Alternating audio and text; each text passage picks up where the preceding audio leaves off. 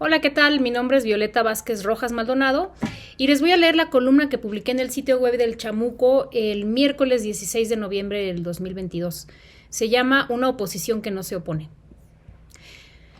¿Consideras que somos los ciudadanos los que tendríamos que decidir quiénes son nuestros consejeros, quiénes son nuestros magistrados? Les preguntó Juan Becerra Acosta a diferentes manifestantes en la marcha del domingo 13 de noviembre. Sí, por supuesto, dice uno. Definitivamente, dice otro. Todos son institutos que son del pueblo. Por supuesto, no hay duda, responde convencida otra más. Una manifestante le dice exaltada y claramente refiriéndose al presidente López Obrador, así como le gustan las consultas ciudadanas, que se aviente una consulta ciudadana con toda esta gente que está aquí, señala hacia la manifestación, para que le pregunte a la ciudadanía. Una pareja sonriente contesta con las palabras de él y el asentimiento entusiasta de ella. Sí, por supuesto, tenemos que mantener la autonomía en el INE y nuestra capacidad de autodeterminación como país. Todas estas personas entrevistadas por Becerra Acosta están de acuerdo en algo que dicen repudiar: el punto de la reforma política propuesta por AMLO, en el que se modifica la manera de seleccionar los integrantes del órgano directivo del INE, de modo que ahora se elijan por voto ciudadano directo. El máximo órgano de decisión dentro del actual Instituto Nacional Electoral es el Consejo General. Está conformado por 10 consejeros electorales y un consejero presidente, todos con voz y voto. Además, con voz pero sin voto lo integran el secretario ejecutivo, consejeros del Poder Legislativo, uno por cada fracción parlamentaria y un representante de cada partido político. Los consejeros electorales son designados de manera escalonada, es decir, no todos al mismo tiempo, y duran en su encargo 9 años. En 2020 se designaron 4 consejeros que durarán en su cargo hasta abril de 2029. En 2023 terminan su periodo 4 consejeros, entre ellos el consejero presidente Lorenzo Córdoba, y en 2026 terminan su periodo otros 3. Los consejeros son electos por la Cámara de Diputados por una mayoría calificada de 2/3 partes. Esto implica que las bancadas negocian, como es costumbre y como es de hecho parte del trabajo parlamentario, y llegan a acuerdos, lo que también se puede interpretar como establecen cuotas. Si aún así no se lograra una mayoría de 2/3 para elegir a un consejero, la ley establece que se le seleccione por insaculación, es decir, al azar. Entonces, a la pregunta de quién designa a los consejeros electorales, la respuesta es la Cámara de Diputados. Ahora, el proceso para designar a los candidatos por los cuales votan los diputados es un tanto complejo, y lo resumiré muy brevemente. Primero se emite una convocatoria pública, luego la Junta de Coordinación Política establece los pormenores del procedimiento, fechas, etapas, plazos, y lo remite al Pleno de la Cámara. Se integra al mismo tiempo un comité técnico de evaluación formado por 7 ciudadanos sin vinculación partidista que apoyan el proceso de selección, revisando expedientes y registrando a los aspirantes. Los grupos parlamentarios, al final de cuentas, son quienes aprueban a los candidatos aprobados por el CTE. Así como el INE tiene a su cargo, entre otras cosas, la organización de las elecciones, el Tribunal Electoral del Poder Judicial de la Federación es el encargado de resolver controversias e impugnaciones electorales y, de manera importante, realizar el cómputo final de la elección presidencial y, en su caso, formular las declaraciones de validez y de presidenta o presidente electo. Su sala superior está conformada por 6 magistrados, actualmente son 4 hombres y 2 mujeres, y un magistrado presidente. Estos magistrados también son designados por periodos de 9 años, pero en este caso por mayoría calificada de la Cámara de Senadores, 2/3 partes también, y las candidaturas son propuestas por la Suprema Corte de Justicia de la Nación. ¿Qué cambia con la reforma de AMLO? Como se ve, la legislación actual no involucra en ningún momento el voto popular. Los aspirantes propuestos por los grupos parlamentarios se votan por los mismos legisladores con una mayoría calificada que requiere de acuerdos, cuotas y balances entre partidos, dependiendo de su peso en las cámaras.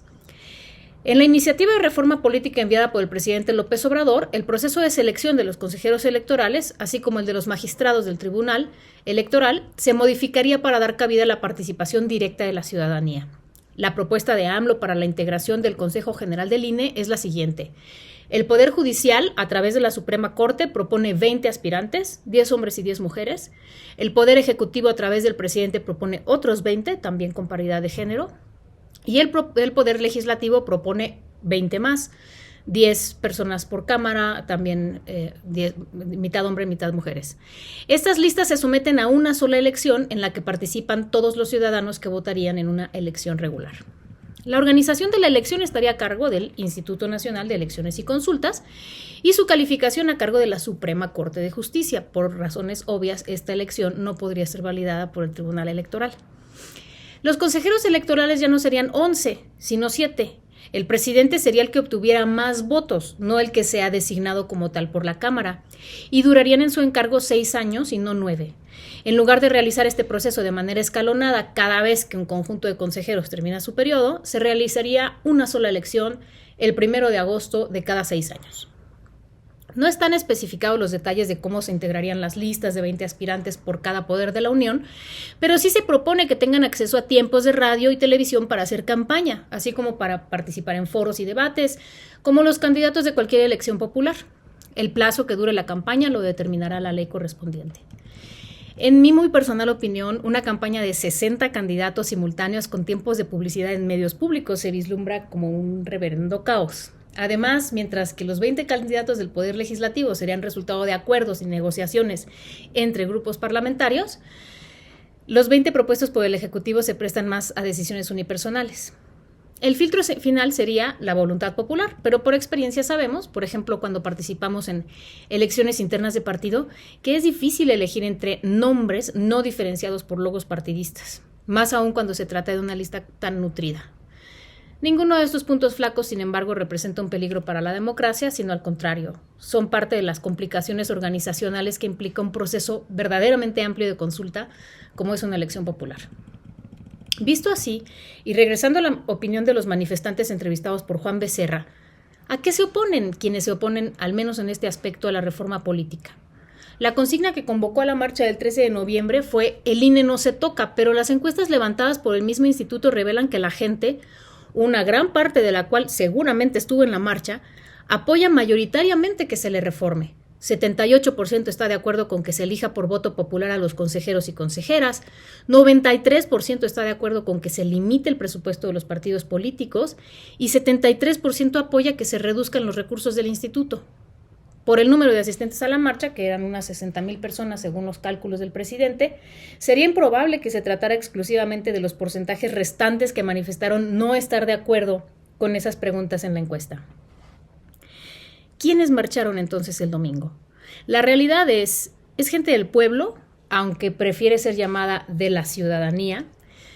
Algunos de ellos con opiniones razonables, como las que recopiló Juan Becerra en su entrevista, y que no se oponen, al menos en su sustancia, a la reforma política.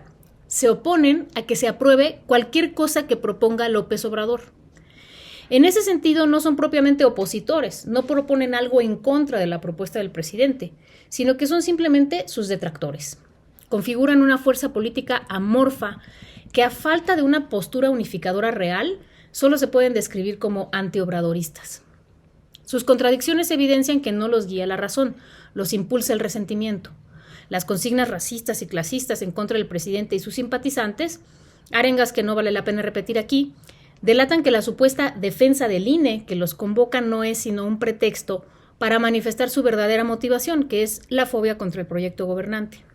Como vemos, pueden tener opiniones sensatas y hasta coincidentes con las del obradorismo, pero su animadversión y sus sesgos de clase no les permiten aceptarlo.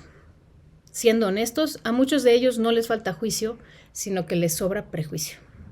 Muchas gracias.